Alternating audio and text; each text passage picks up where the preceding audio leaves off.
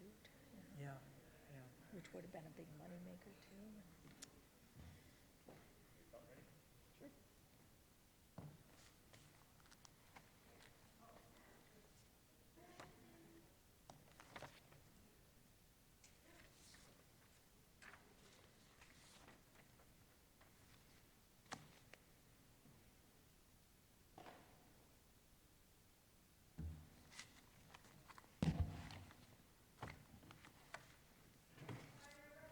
Okay, we'll go ahead and get started. Wanted to welcome everyone to the United Methodist Church of Whitefish Bay and our event tonight titled How to Be an Involved Citizen. We do have both a live audience here at the church and also a live stream audience via Facebook. This event is sponsored by the Church and Society Committee here at the church. And before I get too much further into it, does everybody know what to do with your phone? Put it on silent. Looking here, I noticed the score is 1-1, Brewers and Reds, for anyone that cares. I know I care. So the mission of the the Church and Society Committee of the United Methodist Church of Whitefish Bay is to promote systemic change. This change is institutional reform that transforms the fundamental qualities and tenets of a particular system to achieve peace and justice in our world. This is the work we are called to do so by Jesus Christ. So this committee, over the past 10 or so years, we've both advocated for and educated participants on a wide variety of issues such as immigration, healthcare, racism, climate change, civil and human rights, incarceration, prisons, poverty, and hunger. So a wide variety of issues. So as we've done these presentations, we've had guest speakers in, we've had little workshops. A very common question people raise as we end our events is, well, what can I do? What can I do? So our very common response is contact your elected officials and let them know where you stand. We believe this is important, but we are not experts at the best way to advocate for your position with elected representatives, regardless of the position you may believe in. So we as a committee, we decided it would be really good to learn how to best advocate for your personal beliefs, whether you're Republican, Democrat, Independent, whatever your political persuasion is. So that is the focus of our presentation tonight. We are very happy to have with us two representatives of the League of Women Voters. So the League is a nonpartisan grassroots organization working to protect and expand voting rights. I hope I'm not stealing your thunder. Ensure everyone is represented in our democracy. They empower voters and defend democracy through advocacy, education, and litigation at the local, state, and national levels. We have two representatives from the League tonight, and I would like to introduce them. First, Peggy Creer has served as president of the League of Women Voters of Waukee County since 2018. And this is a quote from her. She finds it refreshing and rewarding to work in a nonpartisan organization with people who are passionate about democracy and who are able to put their political leanings aside to do the important nonpartisan work of registering voters and promoting civic engagement. And then Barbara Notestein serves as co-chair of the League's Police Accountability and Public Safety Committee. She's a former Wisconsin state lawmaker, having served in the Wisconsin State Assembly for 14 years. She's been executive director of Safe and Sound, and earlier the executive director of the Hunger Task Force of Waukee. So before I turn it over to Peggy and Barb, just to go over some logistics. So they have about a 45-minute presentation, and during this presentation, they will be referencing some handouts that should have been provided to you as you came in. So just make sure that you got that. If you haven't, raise your hand and we can make sure you got that. There's also part of the handout was a survey that we provided that we would like people in attendance to fill out at the end of the presentation this evening. This will provide some feedback to Peggy and Barb and the League of Women Voters. Also, you should have a card that you can use to ask questions after they've done their presentation. As we're going through, if you have any questions that you would like to ask, please write them down, and when we get to the question and answer portion, we'll have people come and collect those, and then we'll read about and provide a response that way. For those of you who are live streaming, a couple of the handouts are available on our website. To obtain these handouts, you can go to our website. I know there was a slide earlier. hopefully you can get that. In any event, these handouts on, yeah, there you go. That's the League of Women Voters website. And you can see those references on the screen in the presentation slide. So at this point, I'm going to turn it over to Peggy and Barb, who are both going to speak.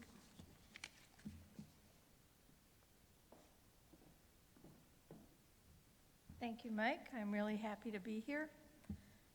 Subject near and dear to my heart. In the League, we often say your vote is your voice, which is absolutely true, but elections are very infrequent. So what do you do between times? And I'm glad you're interested in this topic because we need more people advocating for government policy issues in between elections. It's important. A lot of what we're going to talk about tonight is available on our website, and I'm going to bring up a lot of questions to discuss when your church is trying to figure out your advocacy strategies. Those are all on the website too, so there's no reason to try to write them down. A little bit of League history first. The League, from its inception in 1920, has been an activist, nonpartisan, grassroots political organization that encourages civic engagement and encourages citizens not only to vote, but to advocate for better government. 1920 was the year the 19th Amendment passed, the Women's Voting Rights Amendment, and so we are an outgrowth of the women's suffrage movement. From the beginning, it was about more than just voting, even at the very beginning. We encouraged women to run for office themselves and to make their voice heard through engagement with elected officials. And this is reflected in the League's mission statement, which is to empower voters and defend democracy. The League's first legislative success was in 1921 with the passage of the National Maternity and Infancy Protection Act. That was federal funding provided to the states for maternal and infant health care. So that right there reflects the fact that women had just gotten the vote, and they became a powerful voting bloc. So the League is proud to be nonpartisan, and by that we mean we never endorse or oppose political parties or candidates at any level of government. That's our definition of it. But we are always defending voting rights, and we're always active on important government policy issues, and we advocate in the public interest. The process used for formulating positions on which we base our advocacy and in taking action at the grassroots level is what sets the League apart from a lot of other organizations. The fact that we are members of not just our local league, but the state league, the national league, and any interleague organizations, we call them, they're regional leagues, makes us a powerful grassroots lobbying force. In Milwaukee County, we are also members of the Upper Mississippi River Region League and the Lake Michigan Region League. And those two interorganization leagues advocate mostly for water quality issues and protecting those bodies of water. So the process of formulating positions on which we advocate is very deliberative. It's not quick. We're a lot more careful than we are nimble. But over the course of a century, we've developed a number of them, and they're published in this book. And these are the positions that have been adopted by the membership at the national level. We also have positions at the state level and the local level. As long as we have a position on an issue, and there's a lot in here, then we may advocate on that issue. If there's no position, then we don't advocate until we've studied all sides of it and come to a consensus and adopted a position through the vote of the membership. From there, league advocacy priorities are determined at the local level, and it's where the member energy is. For our league, and we are Milwaukee County League, and we also have a Waukesha County branch, our priorities are voting rights, redistricting, and election integrity. Those are just a given at all levels of league. But we have a very active natural resources committee. There's a number of scientists, and so they've been very active for decades, mainly concerned with water quality issues. Lead poisoning, PFAS, those forever chemicals in our water and in our bodies. The importance of investing in our infrastructure, the Enbridge pipeline, global warming. We also have a newer committee that's only a couple of years old that Barb co-chairs, and that's on policing reform and community safety. And they, a few months ago, after a year of study, published a report on how to improve community safety in Milwaukee. And it was very well received, let's say. So I would be remiss if I didn't invite you to join us. The League is open to everyone. We do have men as members. We just keep the name to honor our forebears. We also have student members. And it's a great opportunity for students to get those community service hours if they need them in high school and to get some leadership experience. There is ample mentoring. So the definitions, let's get to that. Advocacy versus lobbying. Advocacy is a broader concept than lobbying. Lobbying can be a component of advocacy, but advocacy doesn't necessarily include lobbying. So advocacy includes many forms of communicating an individual's or an organization's goals or opinions on issues to different audiences. And lobbying is the act of actually talking to elected officials or their staffs about specific pieces of legislation or proposed legislation and asking for a vote for or against that. The League has paid lobbyists at the state and national levels, but not at the local level. At the local level, what we are engaging in is what we call grassroots lobbying, and that's encouraging our members on their own behalf to contact their elected representatives or otherwise engage in other advocacy tactics. And of course, the law that nonprofit organizations operate under, the Internal Revenue Service Code, 501c3, is where those rules are spelled out for what you can and can't do in lobbying. So I want to get to the nuts and bolts of this. The process for citizen advocacy begins, of course, with identifying issues that you care about. And I heard Mike mention many issues that your church community cares about. So you have lots to choose from. And then it would be identifying goals related to that. The goal might be as simple as raising awareness. Maybe the issue is something that's not widely known. And then if your goal is to raise awareness, then who's your audience? Is it the general community? Is it some subset of that? Is your goal to change a law or government policy? And if so, which level of government or which governing policy? Are you looking at a local school board, a county board, a state legislature? Or is your goal to motivate citizens to change behavior, like eating less beef or driving slower in your neighborhood? Whatever your goal is will help inform your strategy considerations to maximize your effectiveness in reaching your goals. So some options for taking action are statements at public hearings, speaking at a school board meeting or state legislature or wherever.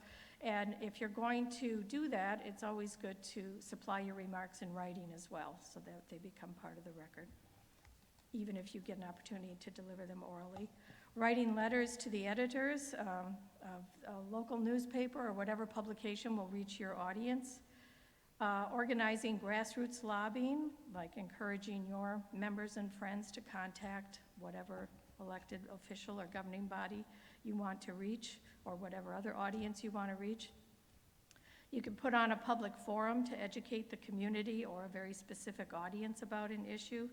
You can issue press releases and try to get press coverage of an event like a rally, in which case if you could do something clever, your chances are much better of getting some attention, a clever theme or something that's makes for good optics, good pictures.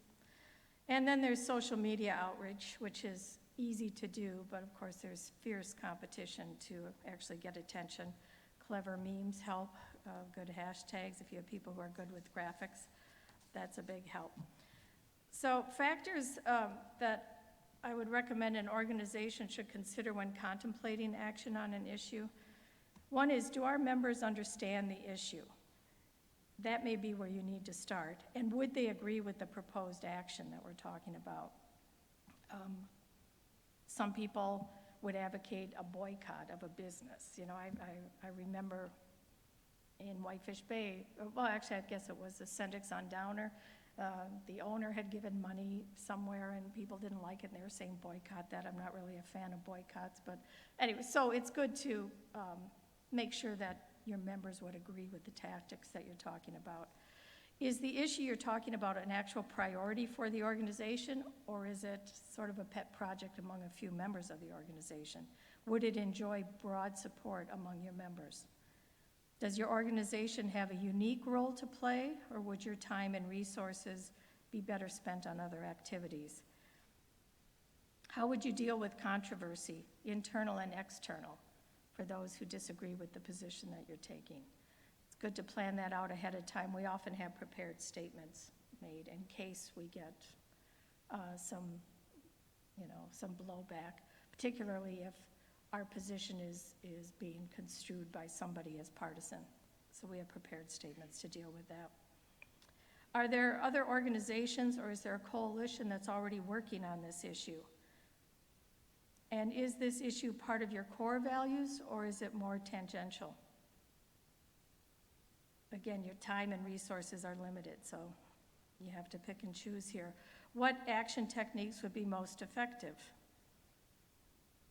How can individuals be involved in the proposed action? Because at the end of the day, you need to attract people to help you and to take part in some action.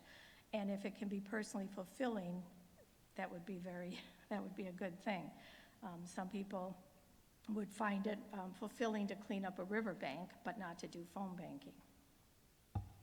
So individuals who are interested in issue advocacy really should do it with an organization. I mean, trying to go it alone would be really hard, unless you're famous.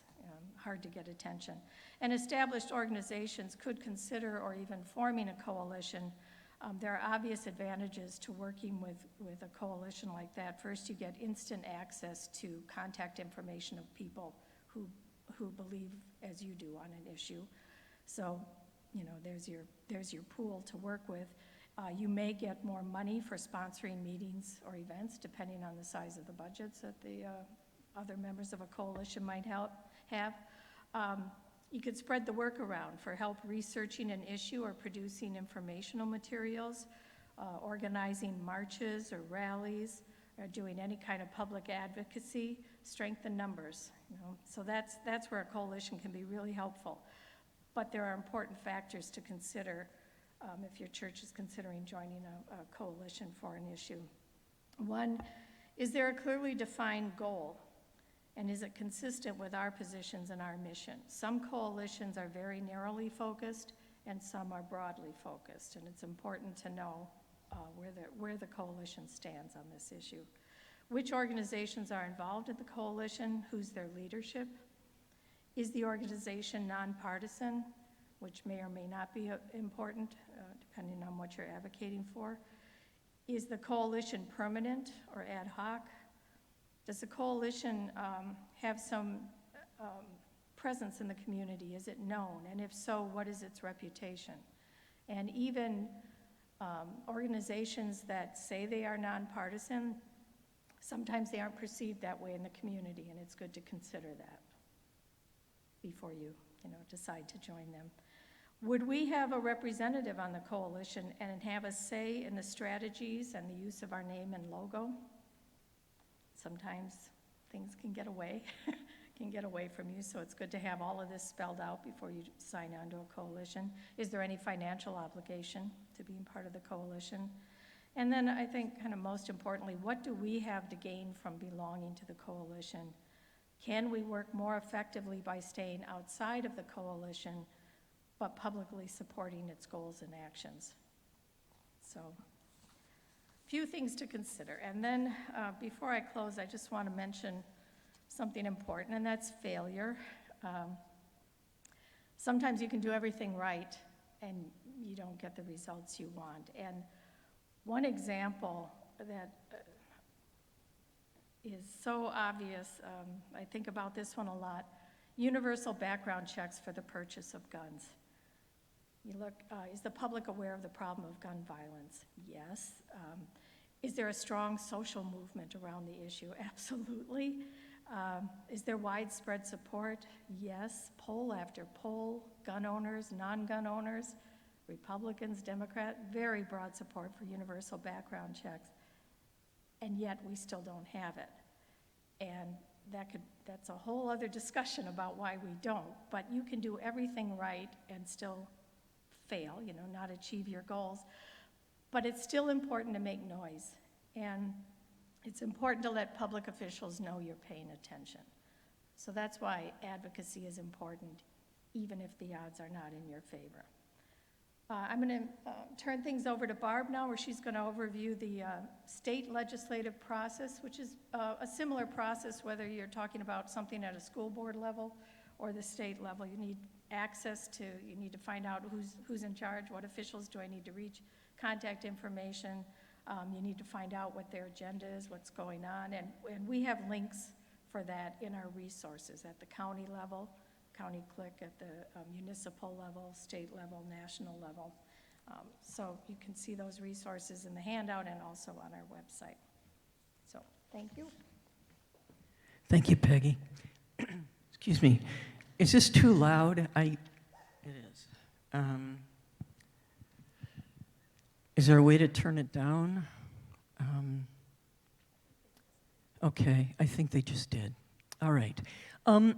First of all, I want to start by thanking you for being here tonight. It's wonderful to see all of you, and I'm thrilled that you want and are advocates for public policy. I've sat on both sides of the table. I was the executive director of the Hunger Task Force, and in that role, I was involved in bringing the school breakfast program to Milwaukee, making changes in the food stamp program, bringing the WIC program to Milwaukee. And some of those fights were very, very hard-fought political fights, but it was also an enormous amount of fun. Then I ran for office a long time ago, 1984, and I was fortunate enough to be elected to the State Assembly. And I'm going to talk to you about how the Assembly works. I may give you too much detail. I apologize for that if that's the case. I am a Waukee legislator. I love the process and love to talk about it. So I hope that most of what I tell you will be helpful to you. Could you put up the slide that is yes, that's it. Can you all see that, or do they have that in their packet? Yeah. Okay, it's in your packet. I'm going to start with some really basic information, and if you know it already, please forgive me. The state of Wisconsin, like so many other levels of government, has three branches. There's the executive branch, which is the governor and the administrative agencies. There is the Supreme Court, and then there is the legislature. Wisconsin's legislature has two houses. One is the state Senate with 33 members. The other is the state Assembly with 99 members. Some states call their lower house the House of Representatives. We call it the State Assembly.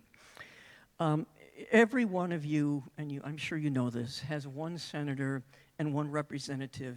Each Senate district has 3 assembly districts within it. If you look at this web page, I am astonished. I was looking at it again this morning and last night. This homepage has links to just an enormous amount of information. And starting on sort of the middle on the right side, it says, "Who are my legislators?" And you can insert your address, and it will provide you with the information about who your senator and assembly rep is and how to get in touch with them.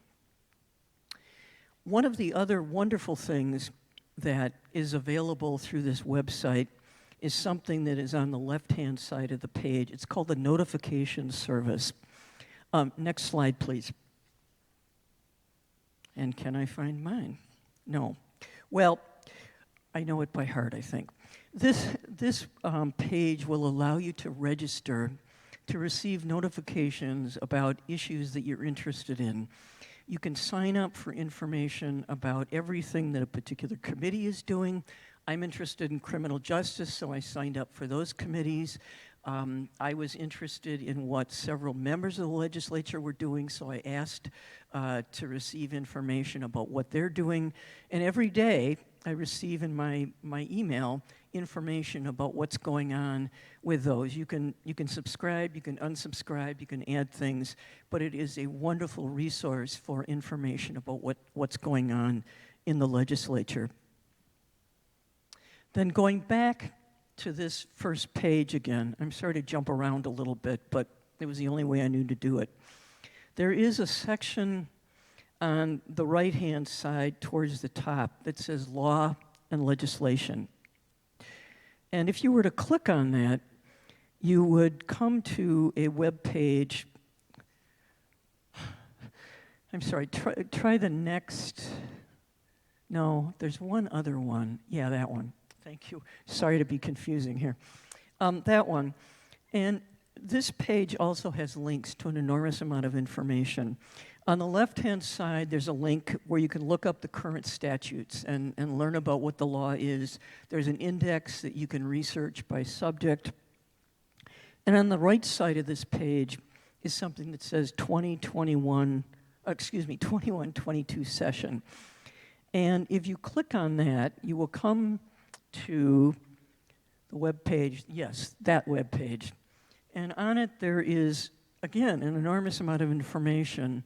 Assembly and Senate bills, resolutions, a variety of other things that may be of interest to you. So this web page is an entree into just a ton of information. The Blue Book, which is a book put out every biennium about who the legislators are, and little articles about how the state works, articles about how a bill becomes a law, all of that kind of thing is on that website.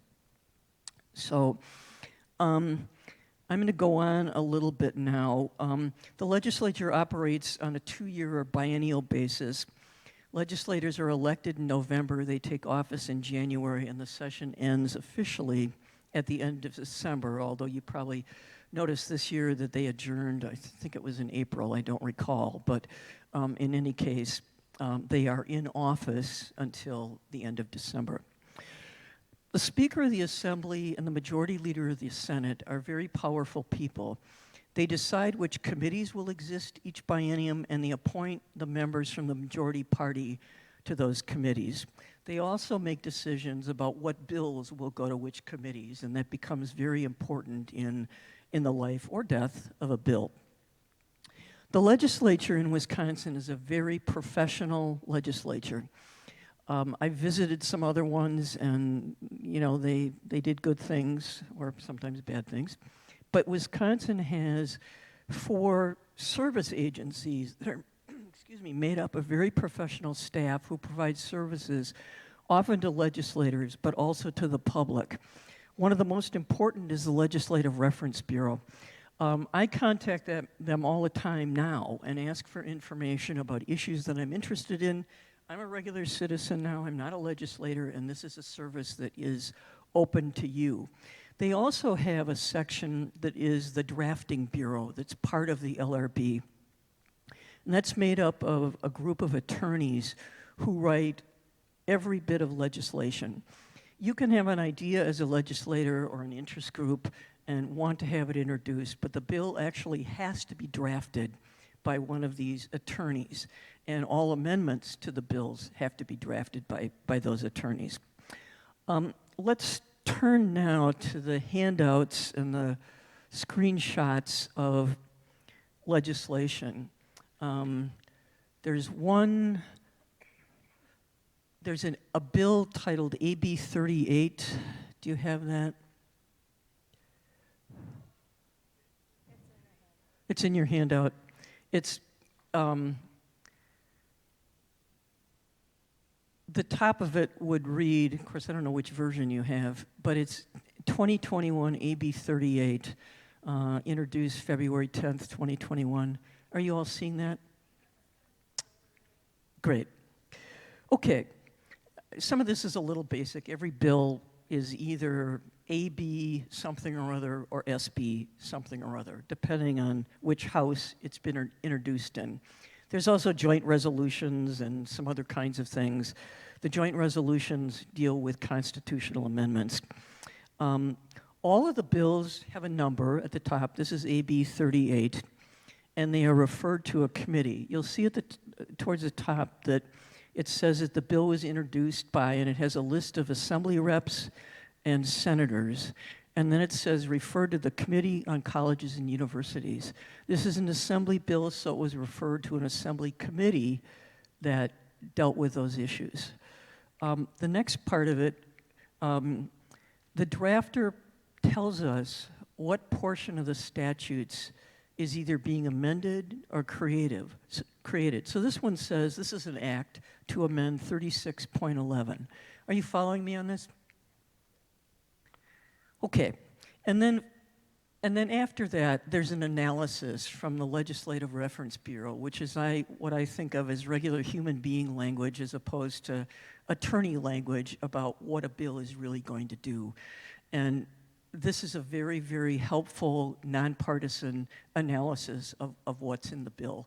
And it's what legislators most often will read.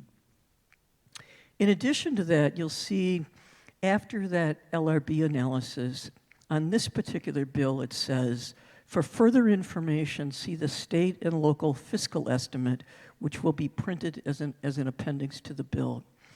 As you know, some pieces of legislation have an impact on the state's finances. They may be a plan to spend money. They may be a plan to increase taxes, lower taxes. All of those have a fiscal effect. And so, could you go to the next slide? Oh, maybe you don't have it. There's one called Fiscal Estimate, and this is a fiscal note. And it tells a legislator whether the agency that's going to administer the bill thinks that there's a cost, and if there's a cost, will the agency be able to absorb the cost within their existing budget, or will they need additional money to deal with it? This one was from the UW system and had to do with exempting veterans from application fees, which of course would mean a reduction in revenues to the system. And what they were saying was that they probably, at least initially, can deal with this within the budget that they have. I hope this is making sense to you. I don't know if it's too much detail or whatever. And then the last part of this is a handout that is that follows that. And it starts out with, and this is a little confusing because two of them said Assembly Bill 38, but this is a bill history. And it's a very helpful page. If you click on the bill on that first web page I showed you and you go to this, it'll have the bill text, it'll have the fiscal estimates, it'll show you who's sponsoring the bill, and it'll tell you what happened to the bill. Was there a public hearing on it? Was there a vote on it? Who voted which way on it? All of these kinds of things. So I don't know if you're finding it in your packet, but yeah. Okay, the legislative process itself. I have too much paper up here, which is what I usually do to myself. So as I mentioned, a legislator must request the drafting of a bill. Only the Legislative Reference Bureau can write the bills. After the bill is drafted, legislators will circulate a memo to their colleagues saying, I'm going to be introducing a bill that does X, Y, Z. I would like you to sign on to that bill as a co-sponsor of the bill. And then legislators respond to that and say, yes, put my name on it, which is what you saw in the bill, the names of the legislators who had said, yes, I'll co-sponsor it. This is one of the key points where you can have influence. The more people who sign on as sponsors of a bill, the more likely it is to pass. And when you talk to legislators about a specific bill that you're concerned about, you can either say to them, thank you for signing on as a sponsor, or would you please sign on as a sponsor of a bill? The bill is introduced, it's given a bill number, it's referred to committee. Then the committee chair has a lot of power. He or she can decide what to do with the bill, meaning they can schedule it for a public hearing, or they can decide, I'm not going to have a public hearing on this bill, and that'll be the end of the bill. If there's a public hearing, then There will be usually what's called an executive session. The hearing on the bill will end and the legislators will meet. It's not in private, but it's where the public doesn't speak and the legislators vote on amendments and the bills. If a committee approves a bill, then it is sent to the Rules Committee, which is a scheduling committee, and that committee then decides whether or not a bill will go to the floor. Once a bill is on the floor, it can be amended. It's passed or not passed. Bills must pass both houses of the legislature in absolutely identical form, meaning that this AB 38 needs to pass both the Assembly and the Senate to go to the governor's desk. And then, of course, the governor has the ability to either sign the legislation, veto the legislation, or you probably have heard of line item vetoes. If a bill has an appropriation, meaning it's going to spend some money, the governor can line item the bill. If it doesn't have an appropriation, he either gets to sign it or veto it. But it's got money attached to it, he can line out things that I'd like to say he or she, that he or she does not like. So in terms of how to influence the legislature, I just want to encourage you again to participate as much as you can. I found it very, very valuable to hear from constituents, whether it was phone calls or letters, and now it would be email. Those are very useful to legislators in learning about issues. They have to deal with everything in government except for foreign policy at the state level. It's environmental issues, it's public health issues, it's income maintenance and welfare issues, it's what highway should we build. I mean, it is a multiplicity of things that they are voting on, and your input is extremely important and valuable. So what can you do? You can ask legislators to introduce a bill. You can provide information and research related to that issue and help them figure out what they want the bill to look like. As I mentioned before, you can ask legislators to co-sponsor a bill. The more you have, the better. The reality at this point in time is that it's not enough for legislators from Milwaukee and Madison alone. You need people from all over the state, and you need a bipartisan group of legislators to see a proposal move forward. You can ask that a committee that you think might be favorable to your issue to have the bill sent to it so that you can influence how that happens. Attending public hearings is very, very important. People have said to me, oh, you know, they don't listen to what we're saying at those hearings. They've made up their minds already. Well, you know what? That isn't necessarily true. I learned so much at public hearings, and I watched, particularly my first session when I was brand new, I watched the chair of the committee listen to the input from citizens and, yes, lobbyists who can be very, very helpful and informative. And we fashioned amendments to the bill based on the comments that people brought forward. So it's very important to participate in those hearings. You can speak in favor or against. You can also just register in favor or against, which means you don't speak, but you're in the record as someone who was interested. Then you can advocate when a bill comes to the floor for amendments in favor of the bill and opposed to the bill. But again, that citizen input is very, very important. And you can urge the governor to sign, veto, or a line item veto, depending on what the nature of the bill is. These are all points where decisions are being made and where citizens and constituents can have an influence. It's very, very important. Strategies for influence. I have this rule of thumb, and I don't know if anyone else shares it, but I made it up. And what I've thought was the level of influence that a strategy has depends on the amount of thought and effort that the person who's providing the opinion provides, and if you can connect a human interest story to it.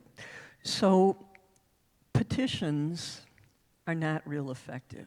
Now, if you have thousands and thousands of people sign, that's one thing. But I remember in the old days, and you don't see many handwritten petitions anymore, but 100 people would sign a petition, and they don't really make any difference because oftentimes people will sign a petition and don't give a lot of thought to it, and there's no explanation behind why the person signed. A letter or an email, on the other hand, if thoughtful, well-reasoned, no longer than one page, which explains why you're interested in an issue and how it impacts you or your family.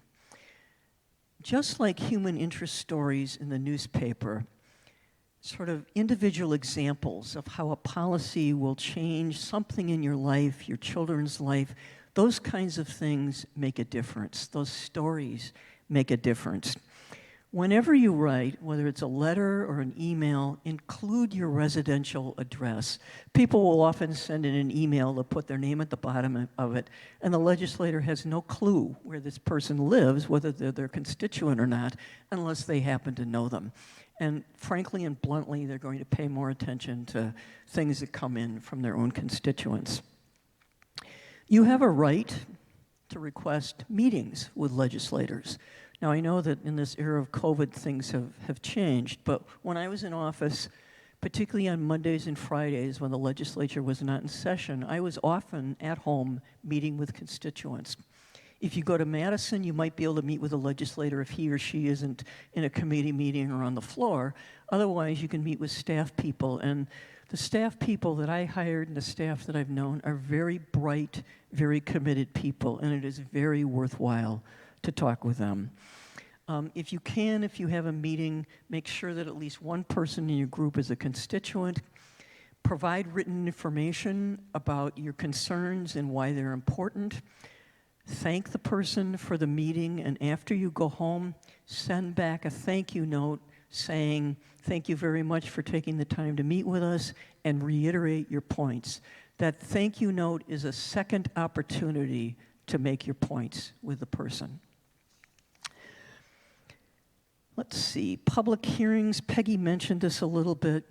Public hearings are very important. Testimony can be delivered orally, or you can submit it in writing.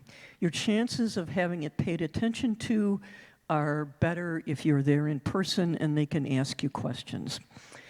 After the hearing is done, the committee clerk, who's one of the staff who works for the chair of the committee, will put together a written report, and legislators will look at these. I would often look at them for committees that I wasn't on. I'd be interested in a bill and I'd see, oh yeah, these 10 people registered or spoke in favor of this bill.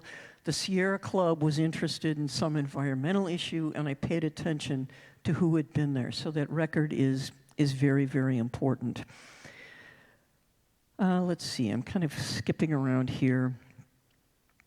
I'm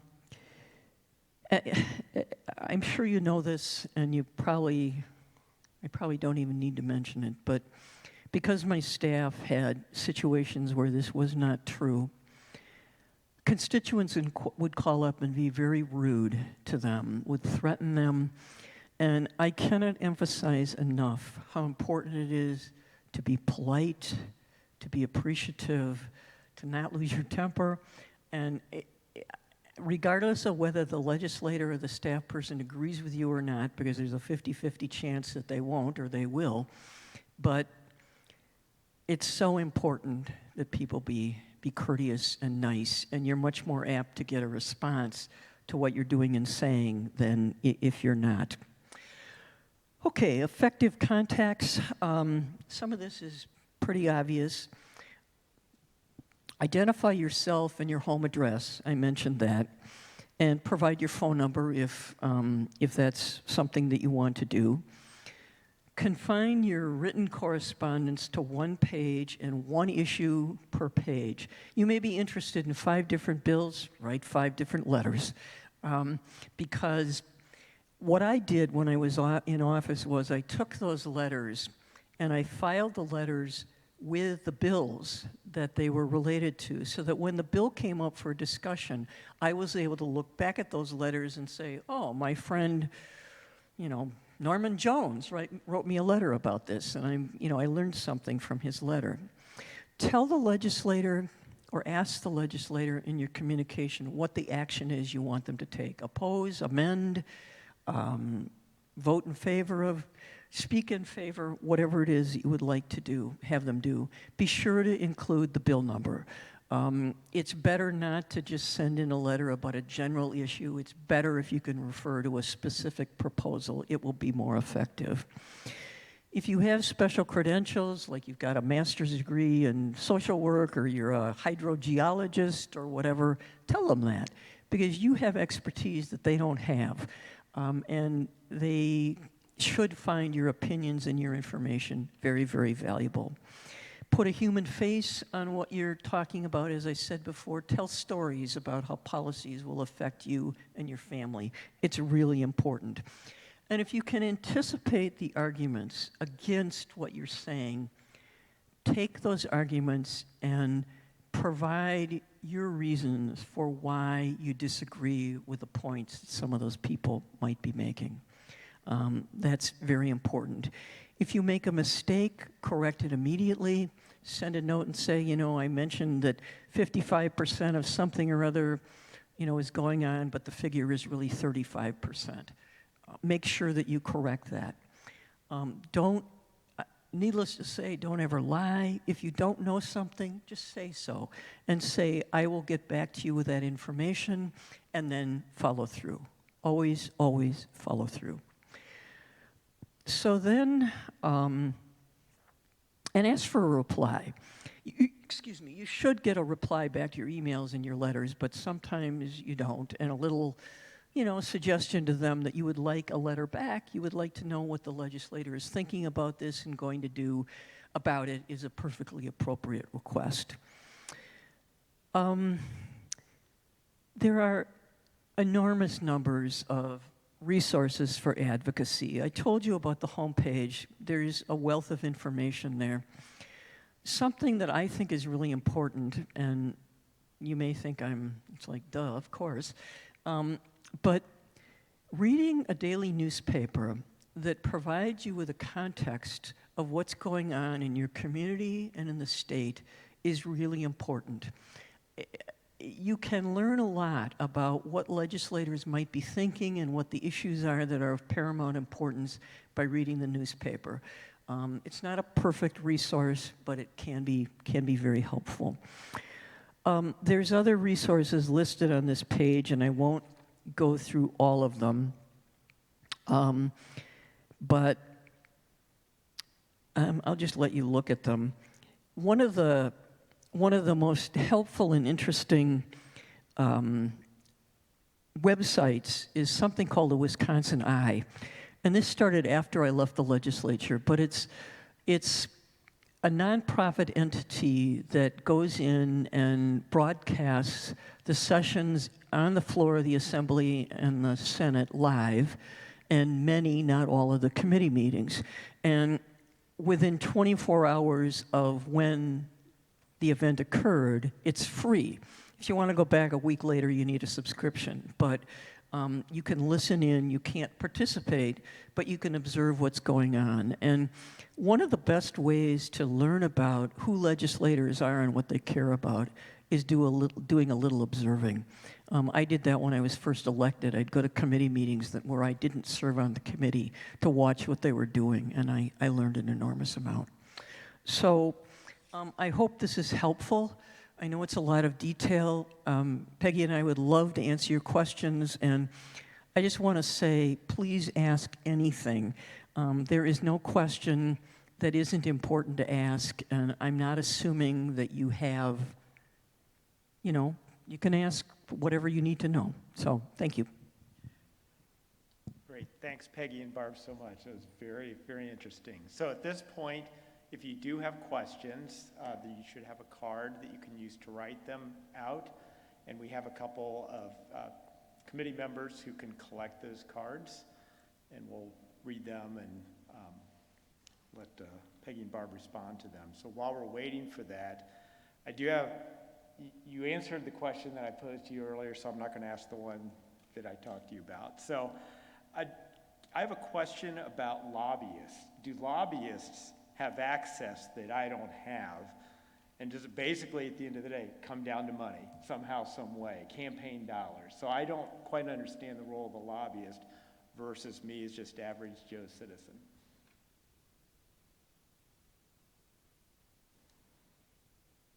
Lobbyists? Yes. Lobbyists are generally professional people who are hired by organizations like the Wisconsin Association of Commerce, or the Teachers Union, or the Sierra Club, or the truckers. And they pay them to advance the issues that they're interested in. There are also lobbyists that work for nonprofit organizations. As Peggy mentioned, the League of Women Voters has a lobbyist. They are registered with the state of Wisconsin, and they register their name as a lobbyist, and then you can find out what organizations they're lobbying for. This question of how much influence they have is a really sort of tricky one. Yes, they do raise money for candidates. Lobbyists cannot themselves, during most of the year, donate to candidates.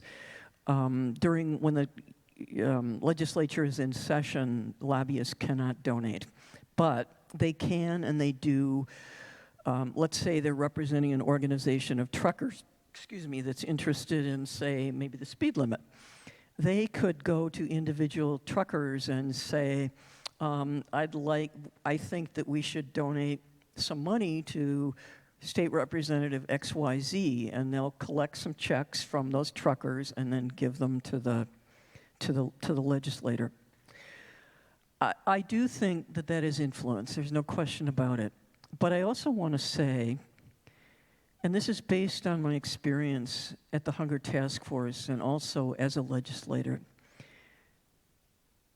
Was it Margaret Mead who said something to the effect of, never mind, I won't say it, I can't remember. My point is that people, citizens, can have an enormous amount of power. But you have to be involved. You have to write those letters. You have to make those phone calls. You have to ask for meetings when your legislator is home here in Milwaukee, or if you have the opportunity to travel to Madison to speak to them, that you do that.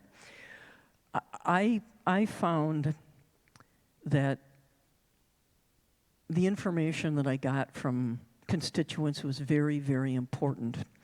Lobbyists do provide, yes, they have a bad reputation, but I also learned a lot from them.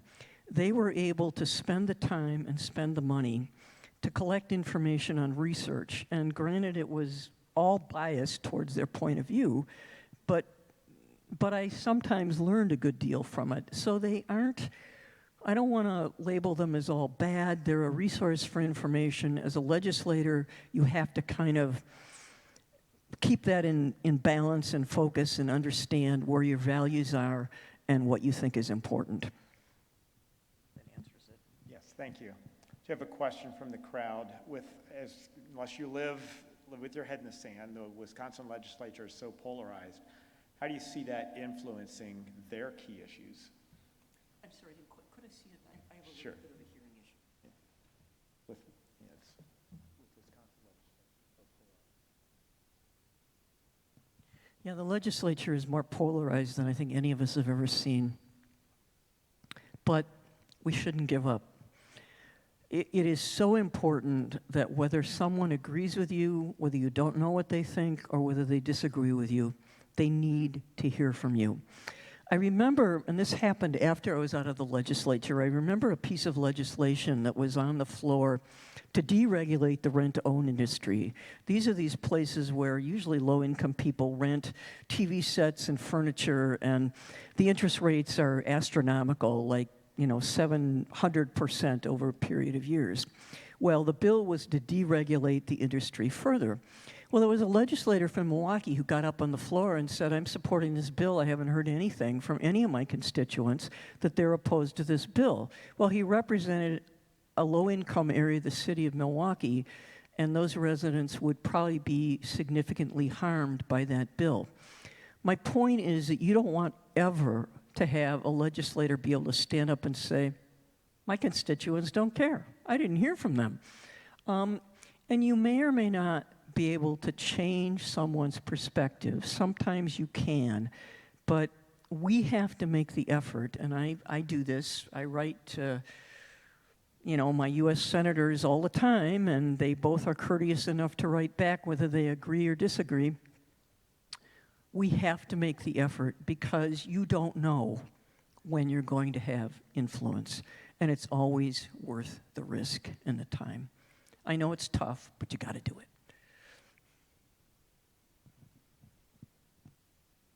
Thanks. Running out of time, but I do want to ask one more question.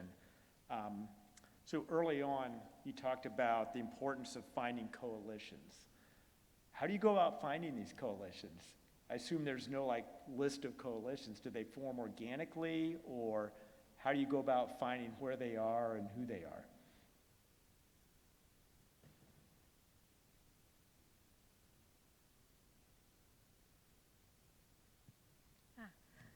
Good question, and I guess I'm almost embarrassed to say I haven't had to go find them because they come, when you're part of an organization that's pretty well known. We get approached a lot about joining coalitions, or sometimes we don't want to join the coalition for some of the reasons I mentioned earlier, but we'll sign on to a letter that a lot of groups are signing on to. So maybe Barb has some ideas about how you would go about finding.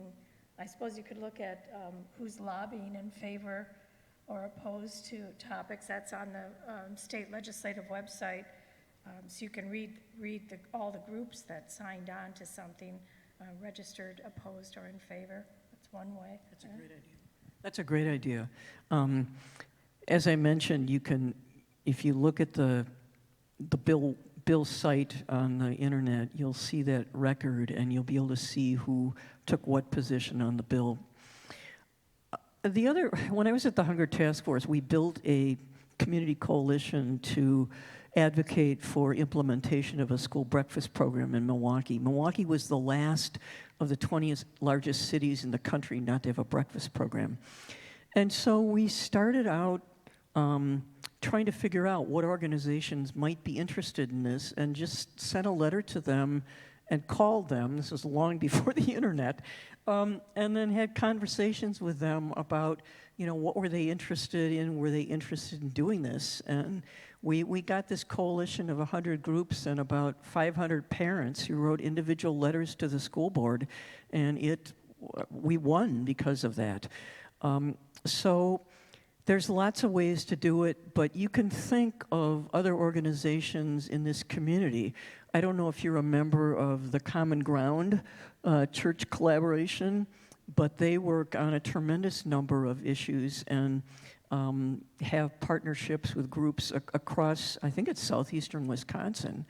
So coalitions are wonderful and very, very powerful if you can get them going. And thank you. So as we close, I want to thank Peggy and Barb for taking the time to be with us tonight and presenting this I found it very helpful.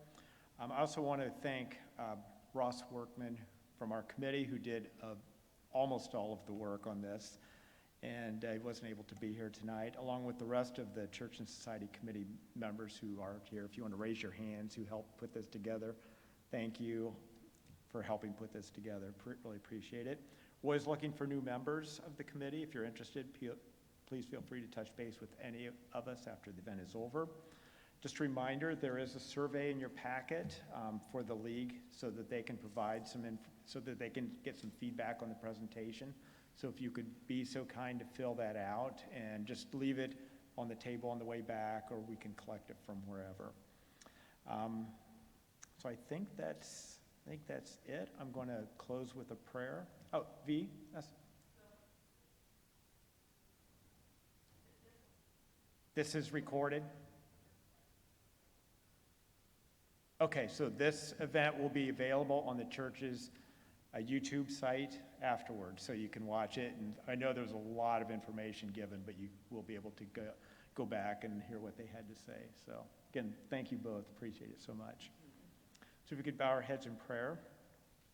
God, we thank you for showing us new ways that we can commit ourselves to service to others. We all want to be better informed and involved in what is going on in our communities, state, and nation, and to be instruments for positive change. Help us to remember that in order to be effective advocates for belief and positions, we need to also listen to and respect different points of view. Amen. Thank you, everyone.